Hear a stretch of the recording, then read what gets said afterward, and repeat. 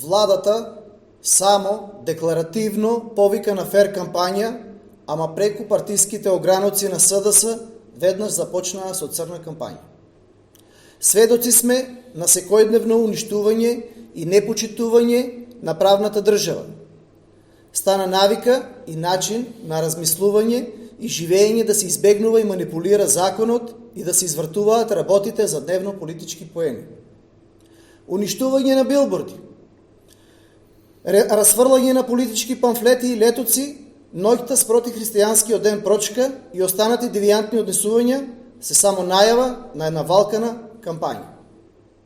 Според изборниот законник, уништување на билборд, платен за политички цели, се казнува во висина од 2000 евра.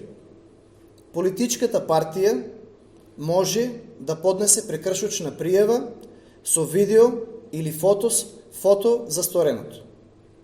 И додека нивни членови безобзирно прават ѓубре, фрлаат летоци низ градот, уништуваат билборди, како да не се доволни полните контейнери и дивите депонии, кои не ги одржуваат на начин соодветен за парите од даночните обврзници, кои, како совесни граѓани, внимаваат секој ливчи хартија да заврши во контейнер.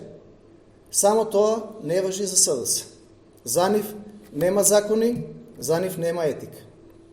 Одличен, низок старт на предкампања на СДС во Кочани. На нивните глупости им нема крај.